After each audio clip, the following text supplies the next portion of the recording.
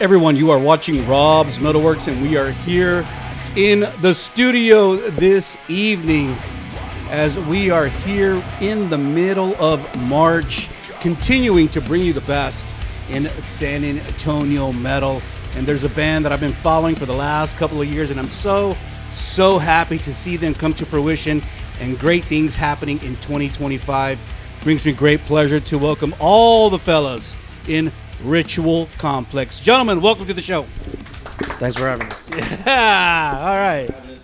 I'll take that. I'll take it. Good to finally have you guys here on the program.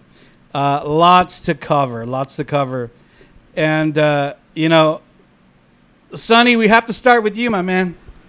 We have to start with you. And you and I have had, a pretty endearing relationship for many years now. And I first met you when you were playing with Ammo, right? Ammo from Arsenal. Yep. Yes. And you did the Same World New Agony record, right? Did you do that record with the band? I was in the band on that record, yeah. Yeah, in that era. So I have to start with you. We met during that time, and you and I always kind of had a cool relationship. I dug what you were doing with the band, and obviously that relationship is kind of crossed over until now. So I have to ask you, when and why did you decide it was time to kind of leave Ammo and start your own band? Well, at the time with Ammo, towards the end, I started a family, so, obviously family became more important. I couldn't do both at the time. I had two back-to-back, so obviously family became more important. I had to stick with the family side, so I had to leave music for a while. But after they got older, I guess I got tired of sitting on the sidelines, going to shows, seeing all these bands play, all my friends, everyone I was in the scene with, and I missed the music, I missed the stage, so I decided to start this project.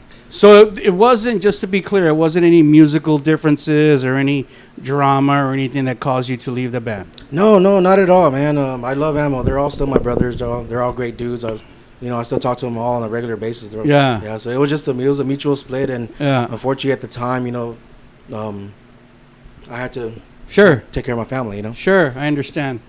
Well, that's good to know, and I assume that. I just want to be clear and on the record because I know that Ritual has done shows with Ammo, right? And you guys are on the same bill. So I said, if there was any bad blood, they wouldn't be fucking doing shows with Ammo. Yeah, obviously, man. They're all great dudes. Right? Man. We love them to death. I love those guys they're too. Good guys. They've gone through some transitions, and I thought that Same World New Agony was an amazing record. I know that you remember at that time.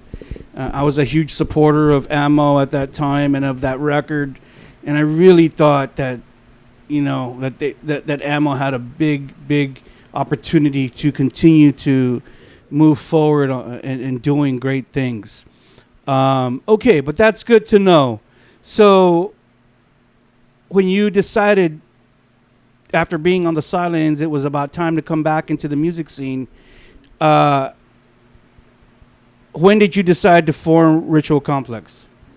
And how did you get started in doing that? Are you at the heart of that, starting Ritual Complex? Yeah, I am, actually. The funny thing is, not many people know this, but Jacob, our vocalist, is my brother-in-law. So I'm married to his sister, and yeah, Justine, where you at? You were supposed to come tonight. She ain't here tonight. Yeah. So I remember when I first met him, he knew I was playing music. He saw me play. He saw me play some really big shows, and he asked me from the beginning if we would play some music. And finally, when I started, I was like, well, hey, Jacob does vocals. He was in another band. He had an exit, and I was like, well, let's start something from there. Had a guitar player, had a drummer, and actually had tried to audition for another band, but it didn't work out. So I kind of just did my own band. Yeah, I tried to audition for a couple bands, actually. Right. Really? Yeah. I'm really happy that you made that decision because there's a lot of musicians in our scene who find it very easy to just go ahead and say, oh, I'm a guitar player, I'm a singer, I'm going to join another band and join something that's already established and is a working machine, instead of doing and grinding it out and starting from nothing and starting a new band. So I'm glad you decided to do that. Thank Because and I think you probably already know too that you're like, I'm already at a stage where I want to do my own shit. I don't want to be fucking having to join a band and then of course I have to follow what these dudes are already doing because it's their band. They were there before me, right? Yeah, exactly. Right? Yeah. Right. That takes balls, Sonny. So thanks. And I want to give now that we've talked a little bit about our history and your background, I want to give each one of these guys an opportunity to talk a little bit about their history in the music scene and their experience and what it's been like working with Ritual Complex. So let's start with Eric first. Eric, yeah. All right. Now I play drums, and I've been in this band probably, not even a year yet. Maybe I think July will probably be a year since I've been jamming in this band. Yeah. So late June, early July, I think, and I was in another project called the Endless October, and that kind of fizzled out. From San Antonio? Yes, from San Antonio, and it kind of fizzled out, and I was trying to get something going again, and it's kind of just, couldn't get it running again or whatever. And then I got a Facebook message from Sonny and then James. So how did you know Sonny? So just through shows and oh, really? And Facebook. And then I've known James, since oh no 2007, 6, 7. From the scene too? No, I had a good buddy of mine that I went to high school with that played drums in Silence the Messenger. Yeah. Which is a band that. Wow, yeah, I know Silence the Messenger. So that high school buddy of mine, we would always go out and support, watch the shows, or whatever. And Yeah. know the band and James and everybody else. So that's I cool, always man. kept in contact with him, and every time we would see each other, always. So was it conversations. James who kind of brought you in too, or? Yeah, more or less, because I wanted to take a break from music because I was trying to get something going, and I was trying to just bring guys in, and nothing ever worked out, and that probably went on for maybe 6 months or something like that. I just kind of wanted to take a break from stuff, and then these guys got a hold of me and just asked me to just at least come down and try out. So I was like, all right, I'll do it, and then here I am. So That's cool, man. I mean, I just met you tonight, but you seem like a cool dude, and you seem like one of those dudes like you just roll with it, bro. You're not gonna be any issue or problem personally with the band. Like you're bringing in something like Kirk Hammett in Metallica, right? He knows who the leaders are. Let them hash it out. I'm here to fill in the gap and do my job, and that's what I'm here for. I mean, the music that they showed me, and I was like, well, I like it, and yeah, and everything else that they presented me, I was just like, man, at the time I wasn't doing that style, but I was like, well, this is good stuff. I should not pass this up. In other words, so. That's a surprise to me, bro. Because when I was listening to the new track downstairs, you're fucking doing a hell of a job. It sounds great. Thanks. Sounds fucking great. All right, man. Thanks. All right, Jake the Snake, bro. Hello. What's up? Hi. Tómate So otro I do shot. I do the fucking vocals in this fucking band. Yeah. I started off in the music scene. I'm very early stages in any type of these guys are so professional. I'm learning from them, and I'm really appreciated and grateful of them. They've taught me so fucking much compared to when I first started. Are you talking about vocally, or are you talking about just how to kind of be in a band and vocally, or both? Vocally, song structure. Yeah. Just learning the music business and creating There you music go. all at once, and sometimes it's a bit it could be too much for me, but I try to fucking fight through it, and these guys fucking hey, put me in my place, and I fucking I don't want to really hear a headline fucking- next week about singer kills guitarist. No, I love these guys, man. No, Exactly. That's right. No, yeah, I'm So is this your extremely first band? Your first real band? first real band. Yes. Wow, cool. Yeah. Let me just say, Jake, real quick. I know you're a young cat, and I love your vocals, bro. I love that you have, really strong roar, and You know, to me, honestly, I'm gonna be frank. To me, it was kind of reminiscent of young Danny from a pond. You know, I'm sure you've heard that before, but that you can pull that off, and it sounds great, bro. I've seen you perform live too, and you know, you do have that young vibrancy about you on stage, and it's very strong. And like you are the front man, and despite the fact that you might be the youngest cat in the band, but I think you're doing a great job, bro. I think you're doing a great job, and you know, I just think that you're just gonna get bigger and better. Thank you. Yeah, man. Thank you. All right, James, keep it short because we know you're an old man. Done save the worst for last. James, you know I just fuck with you because I like you, man. Do you? I do. I already can tell, James, just from our conversations downstairs, that you do have an exorbitant amount of metal knowledge, and you shared with us downstairs that you were initially the bass player for Ritual, and then you became the guitarist. But you were also sharing with me some of your history before Ritual, so kind of regurgitate that for the people. So I moved here in like 2005. I'm originally from Kerrville. The first band I actually got into was Curse the Form here in San Antonio. Oh, okay. And I actually played with Gaston when he was in Relent for a little while. But then I had stopped doing that, and I actually joined STM. After that, I ended up running into them at the apartment complex I was living in, and you know what happened from there and played with them for like 10 years almost. Wow. And then stopped touring, stopped doing music for a while, and you know, same thing as Sonny. I got the itch again like everyone else does, and I started trying to put projects together. They fell through, and Sonny had actually like messaged me, and he was like, "Hey, come play for my band," but I was still like not wanting to do full metal. Right. And I was actually playing bass in a band from here called Celebrity Sex Scandal. With it was one of the guitar players from Dog Fashion Disco was actually in the band. Wow, I know that, man. Yeah. And Greg Combs, he actually lives here, and the singer from that band I still talk to. He's actually in a band called Beneath the Hollow, and then I ended up leaving that band just because it was just not working out for me. We talked about this downstairs, but I just want to share with the people out there. You guys currently do not have a bass player. No, we don't. Okay. James is recording bass on the new tracks. I said, don't ever get a bass player. You don't need a bass player. Is that? But you know, we're just talking shit. But I mean, is that having a real bass player is something that you really want to do? So we've actually kind of talked about that, Sonny and I, and we're not actively looking for anybody. Yeah.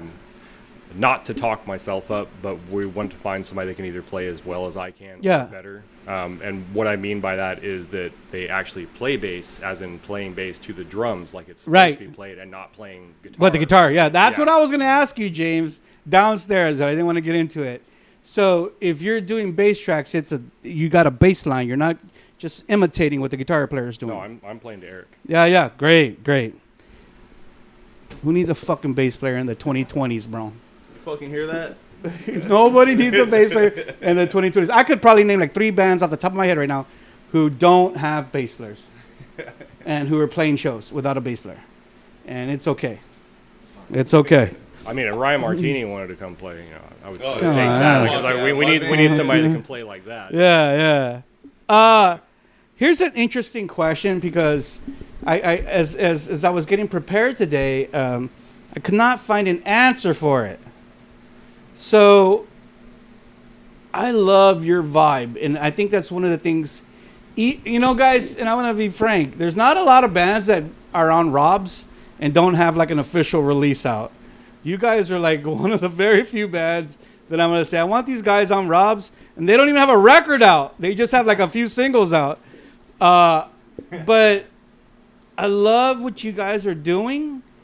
I love the vibe that you guys are playing, and I have not seen anywhere on your Facebook or anywhere that says we're this genre of metal.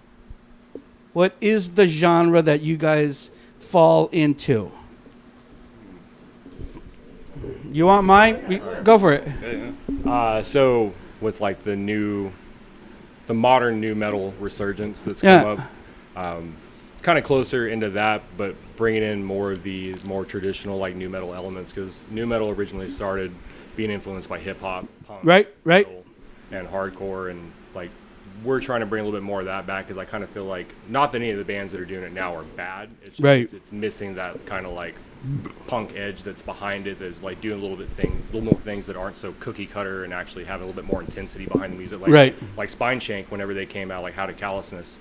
That's like I've told them like that's one of those albums that like shaped me as a guitar player. Sure. And like that whole album from beginning to end is just like intensity the whole way through. And a lot of the bands that are out right now, like they sound really good, but I just kind of feel like that's not in there, and we're trying to like incorporate that in with like the modern new metal. So it's more along that line, but also mixing in like metalcore elements into it. Yeah. Not really trying to say we're going to do like one thing, because if we just decide we want to do something, we're going to do it as long as it sounds like what we're doing and it's on brand. Heavy groove new metal. Yeah, we're switching to country next year. So Heavy groove new metal. I like it. You guys, your music does have a lot of big, like, heavy, hooky riffs, and that's what I like about it. Like, I can fucking, like, rock to it, and it's great. It's great. It doesn't, like, have me going from here to here to here to here. Like, it's just, like, this really kind of mid-tempo, really heavy stuff, and I dig it. All right, I'll take it. So what do we want to call it? Heavy groove new metal? yeah. Heavy groove new metal. Or whatever you want to call it. Exactly. I always ask about genres. I really don't give a shit, but there's people out there who they want to put a label on it. They always have to put a label and compartmentalize stuff and things like that. So for all those people out there you go. Check it out yourself. Now, let's get into the music and what you've released into the market. And tonight, unbeknownst to me, because I always thought that The Deal was the first single. I always thought that, but tonight you guys enlightened me that See This Through was the first single released by the band. And when was that single released? 2023. I believe so. I believe it was released 2023, and it was released May of 2023. Yes, yeah, exactly. May of 2023. Yeah. May of 2023. Thinking back as we sit here in almost May 2025, 2 years later, I don't recall. Did you send me that? Or I don't recall knowing about that single when it was initially released. I could be wrong. I just don't recall. Yeah, I definitely sent it to you. You definitely sent it to me. Definitely sent it to you. Yeah, it was our first release, but The Deal was our first official release as a band. You're confusing me. What does that mean? Like, it was our first release and The Deal was the first official release. I don't get it. Well, See This Through was originally written by an older guitar player we had. Okay. Our last guitar player, and that was the majority of his music. Pretty much about 100% of his music. See This Through. Yeah, we only went in there and just kind of modernized it here and there, and then re-recorded it, and then we released it just so we had something to come out with. The Deal was technically our first release for the band. Got it. Yeah. Got it. And The Deal, I remember getting The Deal. Yeah. Because I thought The Deal was such an amazing single. It is an amazing single. Thank you. Great song, great hooks, great melody, right amount of time too. It's not too short, it's not too long. It just really captivated me, and I thought, man, this is a good record. This is a good song, and if these guys can write another track like this or do tracks like this, then they're definitely the band that I want to work with. And voila, here you are. So was The Deal the first song written as a band? Is that what you were saying? Yeah, it was the first song written by the band. That's pretty much 99% my song. I wrote that on my own. And the lyrics, who did the lyrics? The lyrics were actually all Jake. Jake. Yeah, so Jake is the lyric writer. He is. Okay. On that track, he is. Yes. Okay. That's good. And it seemed too like the reception of it was pretty positive out in the scene. Yeah, we actually got a good response from that one. Yeah. We worked hard on it. You know, we like I said, you know, when I was starting this band, I kind of wanted to make metal for, you know, people who don't really like metal that much. I just want everyone to have a vibe to it, and everyone just, you know, bang their head and just have a good time hearing the music. I think non-metal people could get into that song. I feel like that. That was the goal. Yeah, I feel like that. And then at the same time, kind of maintain the respect of a real metalhead too. Exactly. Yeah, good song. Jake, can you tell me a little bit about lyrically what the deal is about, and also after that, as the lyricist for the band, where do your lyrics kind of mainly fall? Like, what is mainly the vibe or the mantra of your communication lyrically? For me personally, it's all like just mental stuff. I know everybody in their daily lives go through different shit. People live different lives. But for the deal, it was like just kind of like fighting like the duality kind of thing. That was just for me personally. To be honest, like that first verse, I just like wrote that song based off a Nosebleed because I fucking What do you mean? I'm listening. like the first verse is talking about like a nosebleed, and I was like, oh, I could take this. Like, and why? twist What do you it. mean? I know, like you got punched in the face. Yeah, like you did kinda, too much coke or what? Kind of like doing like a possession thing. That's like okay. kind of like a twisted story of Yeah. like personal, but also making it like kind of like a story of making a deal with the devil of like. Yeah. Kind of like your dark side. You're trying to fight it and kind of stuff. You know. Stupid shit like that, you know? Hey, that's cool. That's cool. Hey, wherever the fucking Yeah. inspiration comes from. Yeah. But you know what? It's crazy because I know that there's a lot of crazy satanic Hispanics who can fucking relate to that. Relate to that shit, right? Yeah. James is one of them. Yeah. But and then like nowadays I'm working more with James lyrics, and he's fucking, like I said before, he's just working on like song structure, trying to understand it, and lyrics too. So That's cool. That's cool.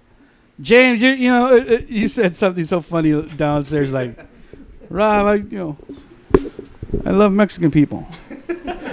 I want to be Mexican. I'm dark white. That's. I have a new name for you. Your name is James Blanco. That's your new name, bro. That's a Hispanic name, James Blanco. That's your name. Blanco. Blanco. Instagram name changes tomorrow. James Blanco. There you go. And the third single so you guys have 3 singles out. The third single that came out, "Watch Me Burn," right? Came out at the beginning of 2024.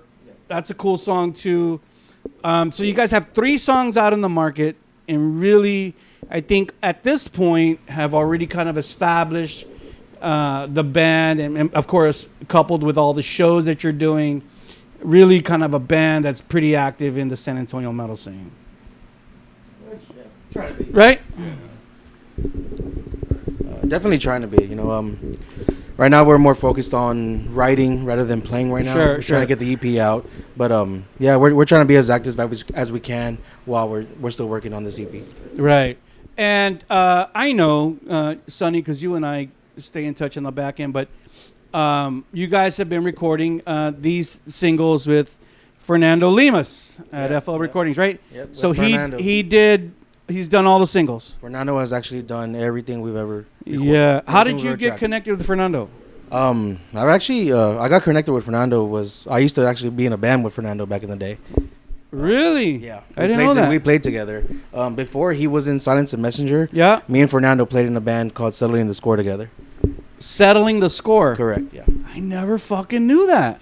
Why haven't you ever told me that? I've known you for a long time. You never I told thought me. I did. I don't Yeah, know. longer hair. Yeah, I had long hair. It was Wow. crabcore days. Wow. Interesting. So James had hair that time too. But I mean, at the time when you were like, okay, we're gonna start recording. There's a lot of great people to record with in San Antonio, but you went with Lemus because you already had that established relationship with him. Yeah, we got that relationship. You know, he already knows what I'm looking for, and it's I mean, you know, And everyone you can else talk to records him it. like straight. Exactly. You know, I mean, I feel like I can do that with any other, you know, an engineer here in San Antonio. But I have that personal relationship with Lemus. He's a great dude. He's a great friend, and you know, so usually whenever I need to record something, we just go to him. And then you're like, It's easier that bro, hook me up with that discount, brother. Come on. Yeah, I mean, I have like the same. Yeah, exactly. You know, I mean, yeah, James knows him James too. knows him very well. Obviously, he was in the band with him. Look at him and he'll forget about this. Should I do this? Yeah. I like from working with Fern for so many years. I can just look at him in Yeah, a yeah. part, even through glass, and he'll know already what I'm thinking, and he'll do it. So Yeah. like working with him in the studio, I can just be like, "Hey, that part right there." He's like, "Got you." Yeah. Yeah, That's it's good, man. Like, it like Kind of like that cuts off synergy. so much time. Yeah. That synergy. Yeah, that's great. Yeah, Fernando is a great guy. Fernando, I love you, man. I love you, man. Did you guys already have everything done before you went to go see Fernando, or did you do all your pre-pro and then, or did you do some writing in the studio with him? So we've had a pretty good amount of songs that we've been working, but we finished out 2 of them that we were going in. So, well, completely one is being finished out, but we had 2 that we were already picking to kind of get put out, but while we were working the EP. So we already had the majority of everything done for those when we went in there, and we've already started tracking multiple songs already, but we're just focusing on the single that you heard earlier and then the next one that'll be coming out. And I didn't ask this, and I should have asked, but can we share the title of the new track on the interview, or? Yeah. Okay, I'll say it here in a bit. So, good. I'm glad that you guys are. I'm sure that makes Fernando's jobs a lot easier if you go in there already, kind of having some pre-pro done. And but how did kind of Fern help you? Did he help you at all? Kind of formulate any of these songs, or did he just strictly kind of do some engineering, do all the engineering for it? Mostly with Fern, it was engineering. I mean, he did have some like input, like with some of the production stuff that Sure. we're doing, like the fun thing that we really love right now. It just like out of nowhere, because I was talking to Sonny, and all of a sudden I Sure. heard him like play. So I was like, no, play that back. Right. And that's actually like in that single. Right. But that just goes with like working with Fern, and he already knows like, you know, what we like and Sure. and like what's gonna sound good. And that's the best part, is that he's gonna do what's gonna sound good for the Right. mix, instead of just like, let's just make it over the top and overproduced. I think too, you know, part of an engineer's job is to kind of help you formulate your own sound as well. No doubt that what's coming out of FL Recordings sounds great. I mean, ever since I heard The Deal, when I first got that first single, I thought, man, this track sounds great. And I'll say this too, like, you know, in this day and age with technology, get yourself another one, brother. Technology, there's so many bands now who are saying, oh, we're going to do it ourselves. We're going to do it ourselves. And, you know, there's nothing wrong with that. You know, more power to you. But I'm so happy that, you know, there's some bands where like, you know, my job is not to be fucking engineering and producing music. My job is to write music and get better at my instrument or art or whatever, and let the engineer do that fucking job. I also think it's important because sometimes if you're writing the music and playing the music, you're too fucking close to be critical about the music. You need that fucking third eye to fucking say, hey, you know, maybe we need to change this a little bit here, or do this, and bring in that other perspective to help you bring that song to greater heights. So, and if you guys are going to, you know, of course, Lemus is one of the best in San Antonio. So I'm just happy that you guys went with somebody instead of doing it on yourself.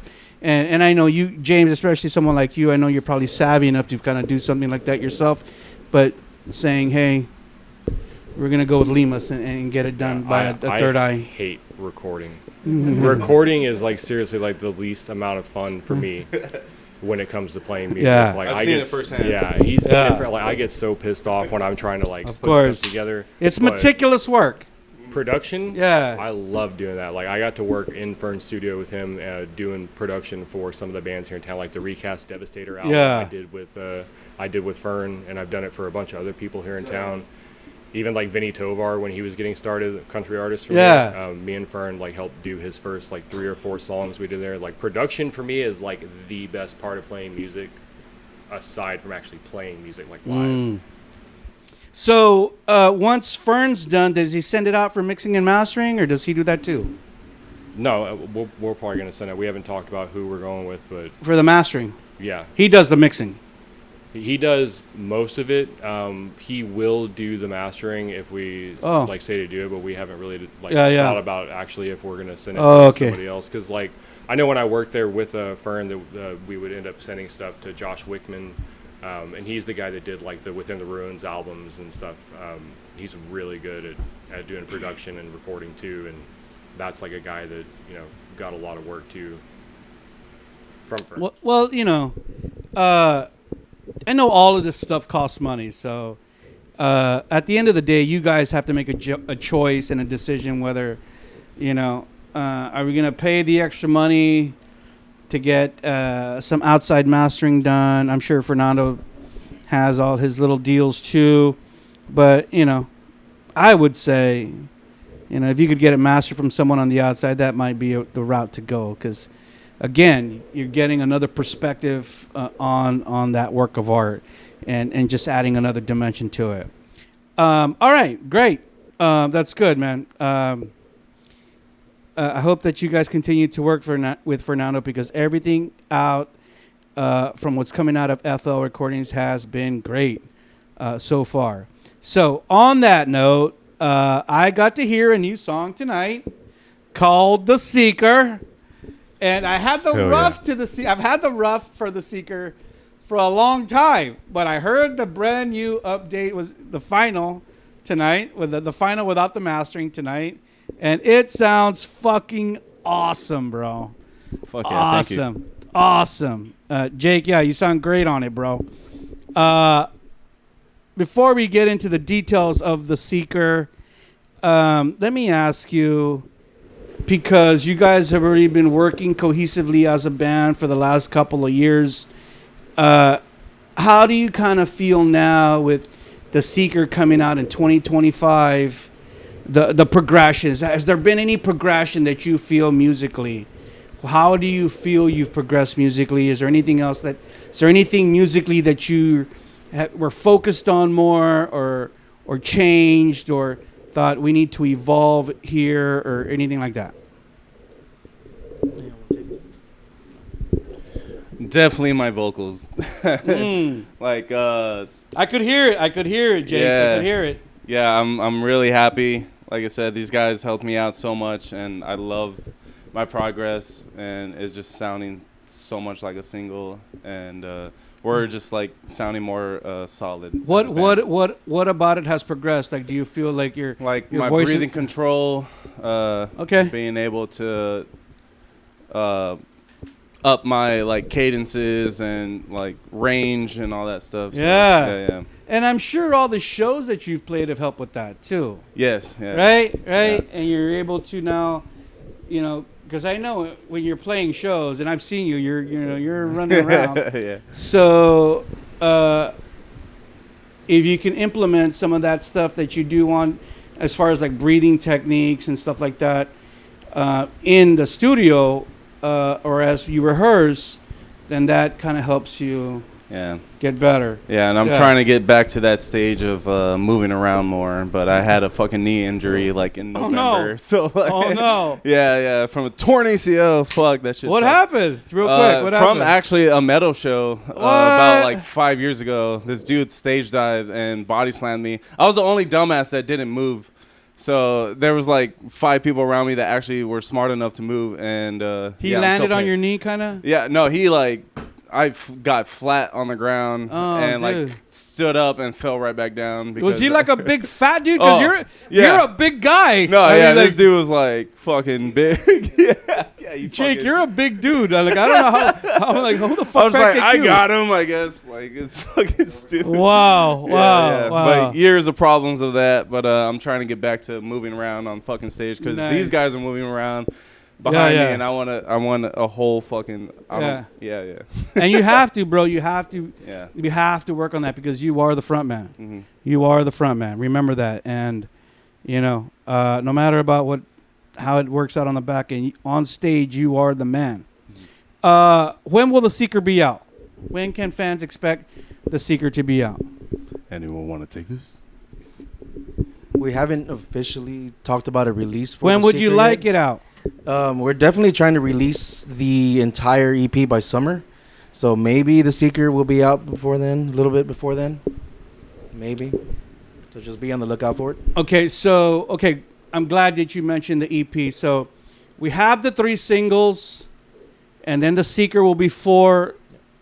And how will there be 5 singles on the EP or 4? Absolutely. I think we have, 6 songs tracked total right now. Okay, so this is my very interesting question. 6 new songs, not yeah. including the other 3, yeah. So when you release the EP, will there be any unreleased tracks on the EP? Absolutely. Yeah, that's what I was saying. That's great.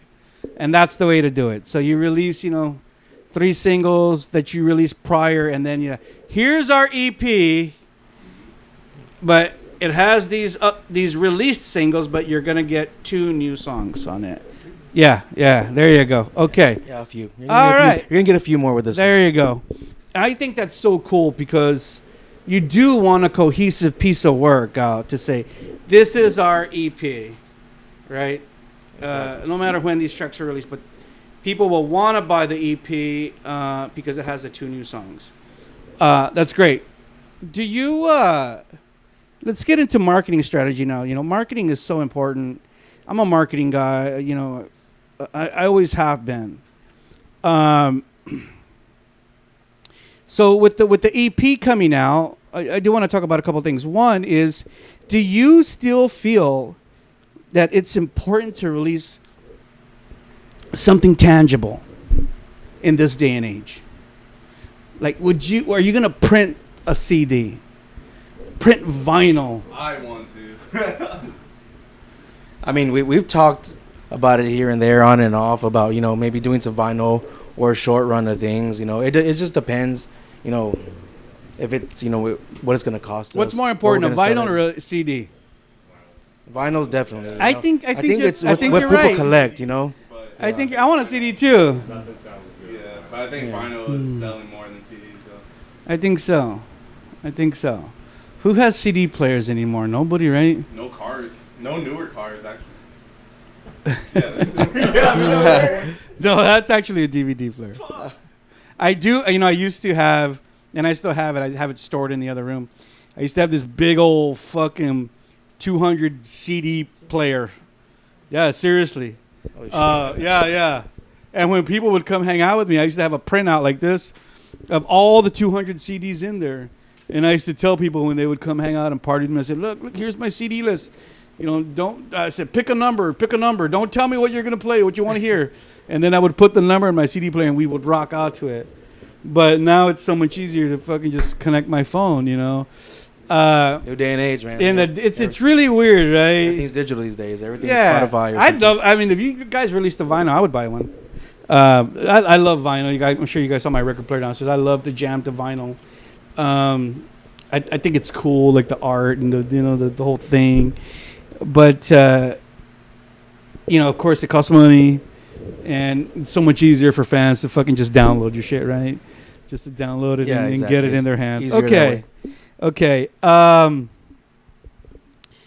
Let's talk about, as we continue our conversation on marketing, let's talk about social media.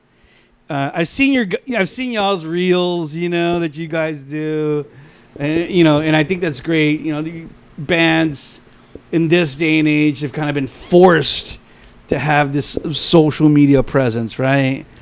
There's many bands that have gone about it particular ways, and others that have gone other ways, because in the stress to continuously have content on social media, some bands, they do silly stuff they do exactly. You know, They do dumb shit. and they do dumb. And I didn't want to say that, but they do dumb shit. You know, I was gonna say if somebody. they do dumb shit. But then there's other bands who are really conscientious about that. They don't want to come across like that, but they're always creating legit content. Like this is video of us recording. You know, they do playthroughs. They do gear fucking reviews, stuff like that. They talk about lyrics and stuff like that. Are you guys very conscientious about social media? Do you guys talk about that? Like we need to have a strategic plan about how we want to manage our social media as a band. It's funny because I'm the most anti-social media person in the band. I don't even like get on mine. But from being in a band that was signed before and touring, I know what the importance is of it. So when we do our posts and stuff for things, we're not just trying to get likes that are on it. We're actually trying to get the reach for people that would be interested in hearing our actual music. For us, it's not a numbers game of like how many likes can we get on Facebook or Instagram, right. because like those have become the new record labels. Sure. Like that's just, it is what it is in Sure, this day and age. I agree with you. So in the regard of, are we conscious about social media? Yes, but it's only to try to get out to people that actually would be interested in our music. To just try to grow numbers, just to have giant numbers for some arbitrary reason, no. Yeah. But in order to do that, James, I mean, you do have to be putting content out. You do got to be putting stuff out. Oh, yeah, but we try to do relevant content. Yeah, that's what I'm We're talking not about. going to be doing fucking 10 dances you can do to save the Right. penguins from tariffs right now or anything like that, like those videos that are coming out right now. One of us will twerk. It's all going to be relevant stuff to the actual music. Like we're Here's not trying James to do dumb shit. changing a diaper. Oh, no. I mean, I do change a lot of diapers. Oh, no. Yeah, I hear you, man. You know, and it's, you know, it is a task, and it's just part of the world that we live in now. You know, even me, you know, doing my program, I feel like if I'm not posting something or sharing something, then, you know, I'm not serving my program well. But, you know, lucky for me, you know, on, you know, Throwback Thursdays or Flashback Fridays, I have 29 years of content I can dig through. You know, which is easy for me. But, yeah, I can understand the challenge. But it still is very, very important. Just like things on, you know, I'm old school, so I'm on Facebook. And I keep hearing from all my young friends who are like, Rob, Facebook's for old people. I'm like, yeah, I know, man, I'm old. Like, everybody's on Instagram now. Everybody's on TikTok. You know, I have friends who tell me, Rob, you need to start a TikTok, man. This friend of mine put a video on TikTok of Rob's MetalWorks, and like in 1 hour, it got like 200 fucking views or something like that. It was crazy, and I'm like, TikTok is crazy, bro. But YouTube is still important. Spotify, right? I saw you guys post about your streams on Spotify. You guys are doing well, right? Yeah, Spotify is doing well. So that's great, man. Yeah, social media is very important. It's important to have an online presence. Yeah. Let's talk about shows now. I remember I saw you guys play in September 2024. It was Jen and Ray's birthday party. Remember I was there? I think you guys posted a photo right there in the front with my buddy Kevy. We were there checking out the show. Did you guys know I was there that night? Yeah. I think I saw you and I was too scared to introduce myself. Why? I'm very antisocial. Oh, come on. Tim, Rob looks like an ass. But anyway, I thought you guys played a great show that night. How often do you guys play out? I don't know. I mean, Once a month, twice a month? Yeah, with our old material, like we said before, it was just a bunch of like member changes and musical changes. So it's like we're still just trying to figure out us as a like what Ritual Complex is. Yeah. And I think we found it. But before, probably maybe like once a month or maybe once every 2-3 months. Like we weren't really playing too much. How and now, like how often would you like to play out? Would we like to? I mean, that just depends. Every day, yeah, I guess. James, you like to every play live? musician. You like to play live? Yeah, like playing. You want to hold this? No. No. Yeah. Playing live is fun. Like I said earlier, playing live is like it's the payoff for all the work that you do. Sure. And so yeah, playing live is a lot of fun. But like playing in town a lot, not trying to like, play all the time in town, because then people are like, who's playing tonight? Oh, them again. Oh, yeah, exactly. And that's I think you have to be very cognizant of that, because there's so many bands who overplay. I think we spoke about one of them earlier, but I think you can oversaturate yourself in the market. On the other hand, there's bands who don't play out very often, and then when they do play, like, oh man, so and so is gonna play tonight, I gotta go. These guys don't play out very often. It's a catch-22, because you might feel if I don't play out very often, then I'm hurting the band. We got to be out there. It is a catch-22, and I think it's a fine line you got to walk. So you guys have played all over San Antonio, right? Didn't you guys play like in December, like one of the last Bonds shows? Yeah, we were on the last Bond show. Oh, the last Bond show. What's the last like metal Bond show. I think Yeah, they yeah. did like a death metal and then like a tribute after. But how did that go? That went well. Actually, it was a great turnout. It was a great night. It was full of like really awesome bands. Everyone on that bill was amazing, and it was a fun night. Yeah, we'll talk about San Antonio and Bonds in a little bit. But all right, have you guys played outside of SA? Right now we have not. I mean, ever. Have you ever played? We haven't. No. All of our shows have been in San Antonio. Is that something you want to do? Oh, I mean, absolutely. It's just right now at this point in time, we're more worried about writing and getting this EP out than playing right now. So, well, once the EP's out, where would you go? Where would you like to go? Where do you think are the good markets in Texas? Houston for sure. Houston, James, come on, man. Dallas, Deep Ellum. You're just saying that because you're white, bro. Uh, I fucking hate Houston, James. Don't even get me started up. Seriously. Yeah, I fucking hate Houston, he's bro. he's saying the Valley. The Valley. I would say the real, you know where, honestly, I'm not joking aside, the Valley, then Deep Ellum has always been a good spot then for us. Corpus. I would say too, fuck Houston and fuck Dallas. Those markets are too big, bro. You go up there, you go all the way over there. They have too many bands, and it's just not, to me, I mean, historically, from what I've seen and experienced, it's just not good. But you want to cultivate a fan base, a real fan base.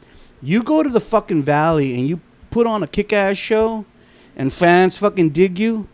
Next time you go back, those people are going to be there again, and they're going to bring their friends. And you're going to build a real fan base in the Valley and in Corpus, bro. San Antonio, for sure, you got to work it. But to me, Houston and Dallas have always been no-goes, man.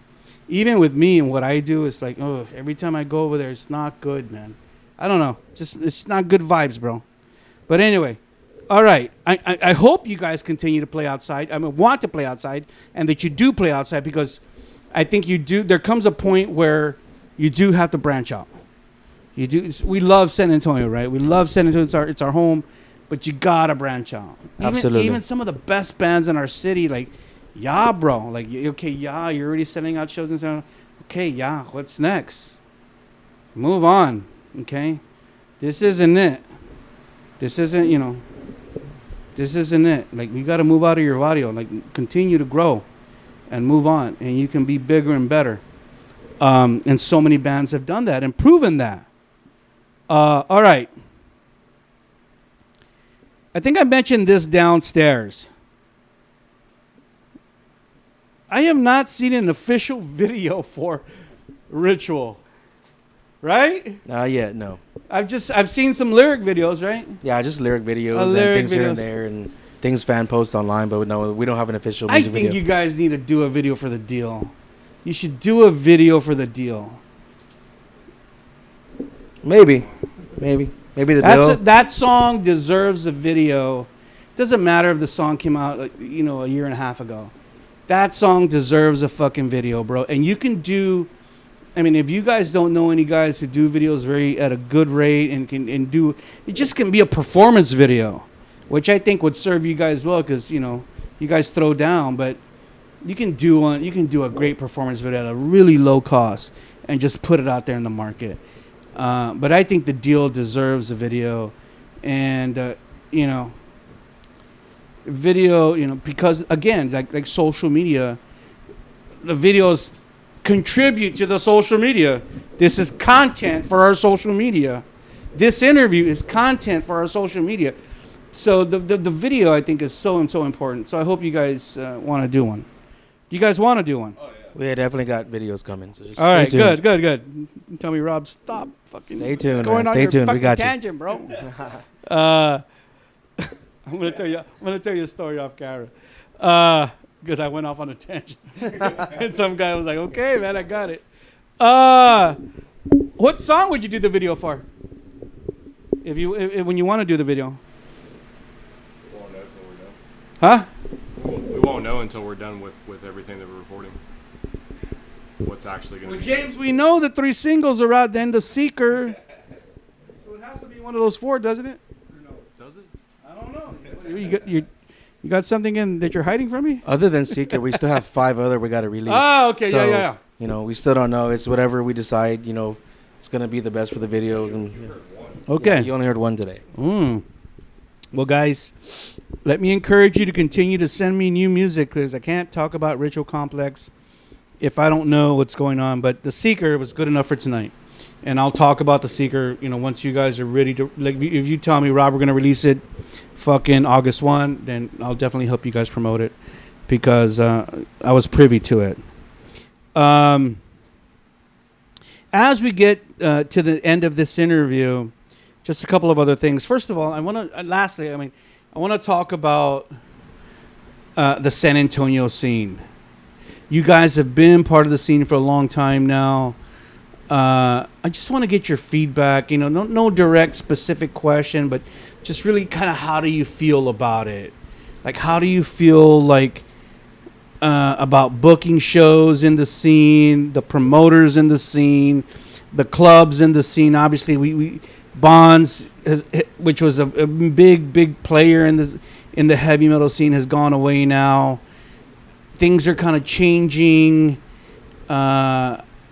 Just give me your overall feel about it. One or two of you. Well, I mean, the thing it's difficult right now. With Bonds closing, no more live music right now. That's hurt our scene a lot. That's hurt the community.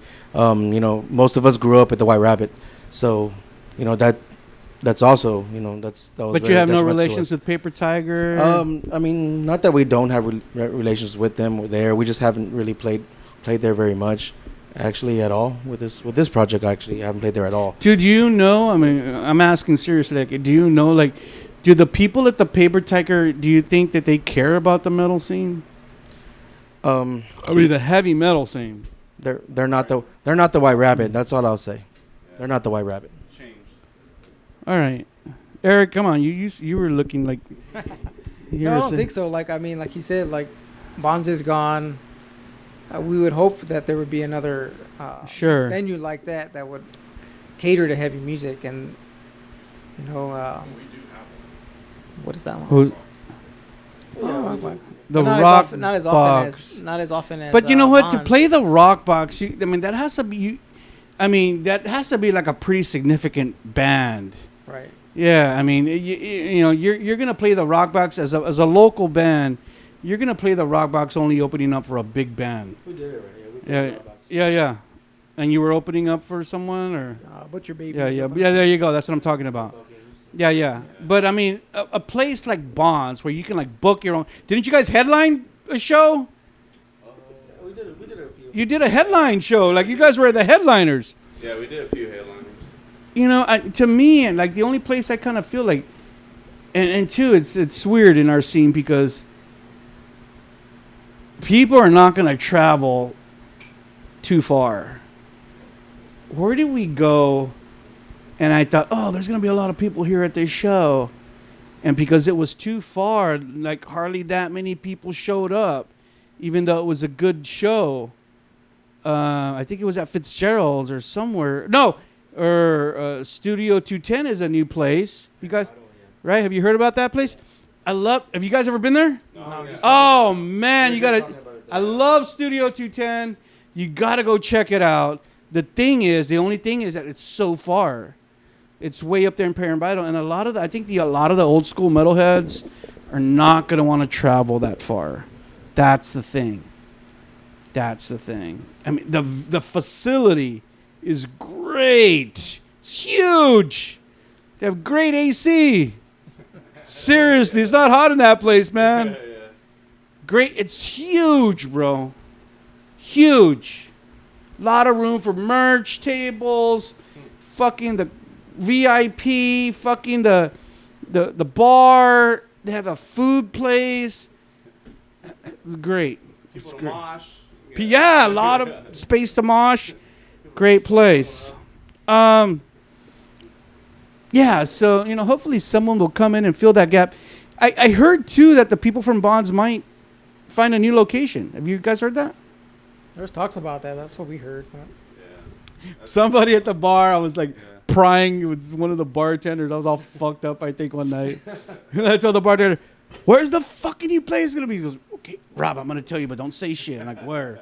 It's going to be on the west side. I'm like, oh, great. Now I got to fucking pack a fucking gun to fucking go to the fucking bar. Fuck that. I don't know, man. But yeah, what a huge loss Bonds, right, is to our scene. And to John and Darcy out there. So many great memories out there. And I wish that, it wasn't going away, but things always change, bro. Things always. Wow. You got married at Bonds? I got married there, yeah. What the fuck? I didn't know that. It was the only Wow. Were you there? No, I actually missed it. Oh, no. Wow. My brother-in-law missed the wedding. Wow. I think that says something. He wasn't happy at the time. Oh, no. Now he's stuck with me. Oh, no. Now you're in a band with him. Great. All right, guys. Thank you so much. I think we covered a lot of ground tonight. And, I just, like I said before, I don't have a lot of bands on Rob's that don't have, a full product out in the market to promote. But I really am a fan of your band. I love what you guys are doing. I think that you guys can continue to make great music. And if The Seeker that I heard tonight was any indication of that, then I was right. And I can't wait to hear all the new songs. So hopefully we can do this again later this year or in 2026. And as we end out, I want to give everyone an opportunity, each one of you, and we'll start with James and we'll go like this. And I just want to give each of you an opportunity to say thank you or to shout out any love or gratitude to people who have helped you along your musical journey. For me, besides like family and my wife now and, other friends and musicians that I played with since I got here, people that are actually like trying to keep the scene alive and doing a good job, like Jen Holt. Jen Holt. Yeah, like she's still pushing for everyone here, trying to keep it going, trying to keep the scene alive. And even Erica with Twin. I mean, it's really just besides family and friends, it's people like that. I mean, there's definitely more to name than just that, but it's the people that are still trying to keep the scene alive here that are really the unsung heroes for San Antonio, like trying to keep it going, because we were the metal capital. We should still be the metal capital. So maybe one day we can get back to that if we get some some good venues again and big tours instead of them going to Dallas. Your favorite, Dallas and Houston. I think that those tours go there it's just because the market's bigger, the city's bigger. That's the only thing. I think honestly that we are still the heavy metal capital because our scene, aside from ticket sales, our scene has continuously generated new musicians and new bands that has kept our scene alive. Like, we have great bands in our city, in our scene, great musicians, great producers, and you know, if you talk about the underground metal scene, then I think we still have the most integrity than all the other scenes. That's my 2 cents. But, you know, yeah, those markets are bigger, and that's okay. You know, if there's a tour that skips us. But San Antonio has integrity, and I really, really believe that. But I hear you, man. I hear you. All right, Jake the Snake. Right. I want to thank everyone in my family and friends that have been, like, just from the beginning till now, man. Like, they're the ones that have really been pushing me. I got family and friends in this fucking band too, so it's like we're all growing together. I never would have thought I would have met you, Rob. Oh, so man, that's fucking great, man. Yeah, I'm just really glad how life has been. It's been really great. It's been great to meet you too, Jake. Yeah, life is good, man. Life is good. Relish in life, my friend. Sure, man. Relish in life. All right, Eric. Well, the same like these guys, family, friends, anybody that comes out and supports this band. You for keeping the scene alive for so long. Thank you. Like I said, all the promoters and everything.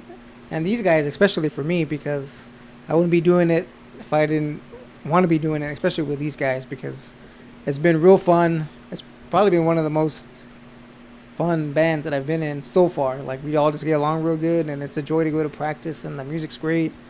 So, I mean, just that, being around these guys and everything, music-wise, it's just, I think it's just a good vibe. Like we want to do good. And I think recording these past 6 songs, especially Fernando, we got to give it a shout out to Fernando. Oh, yeah. Because, like, man, like, he's killed it for us. And he's, like, I don't know, probably like a unsung member of this band. Right. Kind of. So, like, I mean, we've known him for a long time. I've recorded with him in other bands. So, like, he just brings the best out of me because he's a drummer. So, like, me get along real good. Right. I think that's, you know, he deserves a shout out. Yeah. And just, you know, like I said, the band itself. I think Eric said something there that really resonates, and you know, we probably don't think about it as much, but especially taking into consideration some of the transitions that you guys have gone through as a band, that he says it's fun to be doing this with these guys, and it has to be fun, because when it's not fun anymore for whatever reason, if there's a interpersonal fucking conflict or artistic conflict or something, then it becomes not fun, and then that's when you have people bail from the band or leave the band or and whatever, and that's always kind of a trying thing. So it's important, and I think you guys as a band, all bands, need to focus on maintaining that cohesiveness, that brotherhood, that carnalismo within the band, you know, and to care about one another, not just like because of the work, but as people too, as people. And you guys are all in different stages in life as people, you know. Some of you have kids, some of you don't, you know, young people, older people, and you need to really kind of take care of one another. And I think that the bands that maintain the same lineup, the longer they maintain that lineup, the more cohesiveness they built, the better music they built, the fucking better shows they put on. And those are the bands that fucking, you know, really, really grow and make an impact. So thank you for saying that, Eric. I think that's very, very important. Okay, my man, Sonny. Well, I mean, first and foremost, you know, to thank anyone, I had to thank these 3 guys next to me, just like Eric said, because, you know, we're together a lot. You know, when we're not spending time with our families doing our own thing, we're together, we're writing music. You know, we've been through a lot of member changes, just like, you know, that's like you touched on. Been through a lot of member changes, and finally we found, you know, this group of musicians that, you know, we work well together. You know, across the board. You know, everything's good, everything goes good. You know, we're just intact. You know, Yeah. we create some good music together, and you know, so we're just gonna keep trying to do that, keep trying to push out, keep going on with this music we're trying to write and push it out, and hopefully we can release some good stuff. Secondly, yeah, cut that shit out. Secondly, you know, obviously, thank the wife for letting us, you know, come over. We do rehearse at my house. So, Sure. you know, we're making that music, you know, on the drums, you know, the PA. For know. sure. Yeah, we gotta thank the wife, gotta thank the family, you know. For sure. And then also we gotta give a shout out to obviously Fernando, and then everyone who books us, man. Everyone who gives us a shot, everyone who lets us be on that stage, gives us a moment to, you know, show our music to whoever's gonna be there to see it. Right. That's good, man. All right. Guys, thank you so much for coming over and spending your evening with me. My people and I were getting prepared for you all week, and so happy that you were here to share about Ritual Complex. As I shared earlier, I wish nothing but the best for you this coming year, and I cannot wait to hear more new music because I know it's going to sound amazing if The Seeker was any indication of that.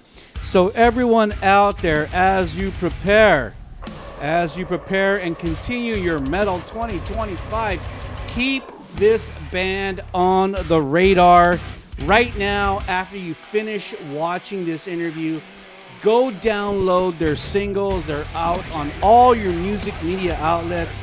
The Deal, See This Through, Watch Me Burn are already out there to download, so check them out. The Seeker is coming shortly. New music coming in 2025. You saw the band Ritual Complex only right here on Rob's MetalWorks.